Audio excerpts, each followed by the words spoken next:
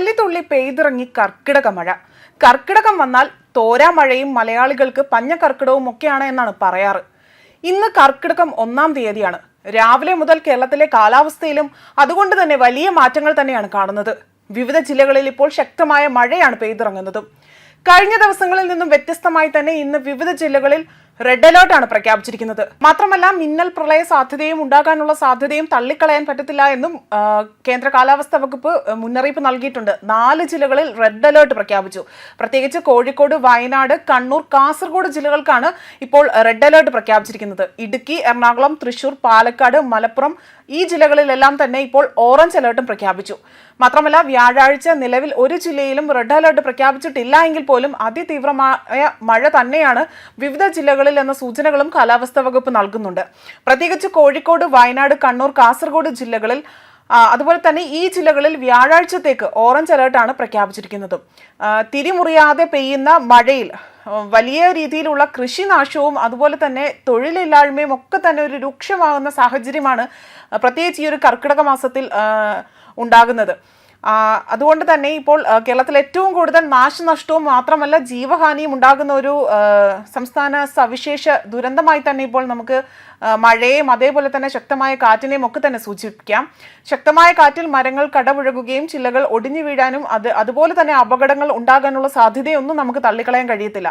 ആയതിനാൽ തന്നെ കാറ്റും മഴയും ഉണ്ടാകുമ്പോൾ ഒരു കാരണവശാലും മരങ്ങളുടെ ചുവട്ടിൽ നിൽക്കുവാനോ അല്ലെങ്കിൽ വാഹനങ്ങൾ പാർക്ക് ചെയ്യാനോ പാടുള്ളതല്ല. അതുപോലെ വീട്ടുവളപ്പിലെ മരങ്ങളുടെ അപകടകരമായ രീതിയിലുള്ള ചില്ലകൾ വെട്ടി ഒതുക്കേണ്ടതും അപകടാവസ്ഥയിലുള്ള മരങ്ങൾ പൊതുവിടങ്ങളിൽ ശ്രദ്ധയിൽപ്പെട്ടാൽ ബന്ധപ്പെട്ട തദ്ദേശ സ്ഥാപനങ്ങളെ അറിയിക്കുകയും ചെയ്യേണ്ടതാണ്. അതുകൊണ്ട് മാത്രമല്ല ഉറപ്പില്ലാതെ പരസ്യ ബോർഡുകൾ നിൽക്കുകയോ അല്ലെങ്കിൽ ഇലക്ട്രിക് പോസ്റ്റുകൾ നിൽക്കുകയോ കണ്ടാൽ ഇവയെല്ലാം തന്നെ കാറ്റിൽ വളരെ വേഗം തന്നെ ഒടിഞ്ഞു വീഴാനുള്ള സാധ്യത അത് തള്ളിക്കളയാൻ കഴിയില്ല. അതുകൊണ്ട് തന്നെ ഈ സമയത്ത് അവ ശരിയായ രീതിയിൽ ബലപ്പെടുത്തിയിട്ടുണ്ടോ എന്നതും നമ്മൾ ഉറപ്പുവരുത്തേണ്ടതാണ്. കാറ്റും മഴയും ഉള്ളപ്പോൾ ഇതിന്റെ ചുവട്ടിലൊന്നും അല്ലെങ്കിൽ ഈ ഒരു സമീപ പ്രദേശത്തൊന്നും നിൽക്കാതിരിക്കുകയും വാഹനങ്ങൾ പാർക്ക് ചെയ്യാതിരിക്കുകയും ചെയ്യേണ്ടതാണ്.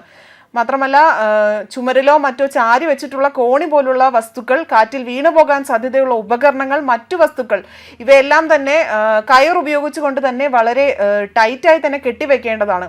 കാറ്റ് വീശി തുടങ്ങുമ്പോൾ തന്നെ അതുപോലെ ജനലുകളും വാതിലുകളും അടച്ചിടേണ്ടതും അനിവാര്യം തന്നെയാണ്. അതുപോലെ തന്നെ ഈ വാതിലുകളുടെ സമീപത്ത് നിൽക്കാതിരിക്കുകയും ചെയ്യേണ്ടതാണ്. മാത്രമല്ല ഇപ്പോൾ കർക്കിടകമായതിനാൽ തന്നെ ദിവസം രാവിലെ മുതൽ അർദ്ധരാത്രി വരെയും മഴയ്ക്ക് സാധ്യതയുണ്ട്. ആയതിനാൽ അതീവ ജാഗ്രത തന്നെയാണ് പുലർത്തേണ്ടത്. കാരണം നദീതീരങ്ങളിൽ താമസിക്കുന്നവർ പെട്ടെന്നൊരു മിന്നൽ പ്രളയത്തിന്റെ സ്ഥിതിഗതികൾ പറയുന്നതനുസരിച്ചുകൊണ്ട് തന്നെ ഇത്രയും വേഗം അതായത് മഴവെള്ളം കയറി തുടങ്ങുന്നു എന്ന് കാണുന്ന ആ സാഹചര്യത്തിൽ തന്നെ മറ്റ് സ്ഥലങ്ങളിലേക്ക് മാറി താമസിക്കേണ്ടതാണ്. പ്രത്യേകിച്ച് ദുരിതാശ്വാസ കേന്ദ്രങ്ങളൊക്കെ തുറന്നിട്ടുണ്ടോ എന്ന് ഇവർ ഉറപ്പുവരുത്തുകയും അതുപോലെ തന്നെ പകൽ സമയങ്ങളിൽ ഒത്തിരി രാത്രിയാവാൻ നിൽക്കാതെ പകൽ സമയങ്ങളിൽ തന്നെ മാറി താമസിക്കേണ്ടതും വളരെ അനിവാര്യമാണ്. അതേസമയം കാലവർഷ മഴയിൽ സംസ്ഥാനത്ത് ജൂണിൽ 4% മഴക്കുറവ് രേഖപ്പെടുത്തിയിട്ടുണ്ട്. അതുപോലെ ജൂലൈയിൽ ശരാശരി 648.2 മില്ലിമീറ്റർ മഴ ലഭിക്കേണ്ട സ്ഥാനത്ത് ഇത്തവണ ലഭിച്ചിരിക്കുന്നത് 620.4 മില്ലിമീറ്റർ മഴയാണ്. 2018 ശേഷം ജൂലൈയിൽ ലഭിക്കുന്ന ഏറ്റവും മികച്ച മഴയാണ് ഇത്തവണ ലഭിച്ചിരിക്കുന്നത്. എന്നാൽ 2013 ലഭിച്ചത് 1042.1 മില്ലിമീറ്റർ മഴയാണ്.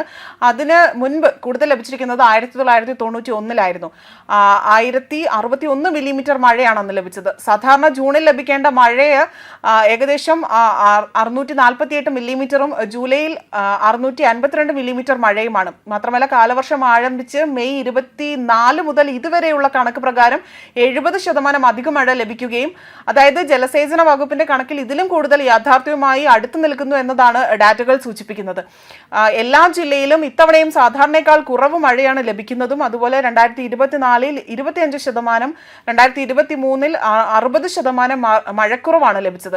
1976 1962 ശേഷം ഏറ്റവും കുറവ് മഴ ലഭിക്കുന്നത് ഈ മാസം തന്നെയാണ്. അതായത് ജൂൺ ജൂലൈ മാസങ്ങളിൽ 30 ദിവസം 11 മാസം മാത്രമാണ്, അതായത് 30 ദിവസങ്ങളിൽ 11 ദിവസം മാത്രമാണ് ഇത്തവണ സാധാരണയേക്കാൾ കൂടുതൽ മഴ ലഭിച്ചിരിക്കുന്നത്.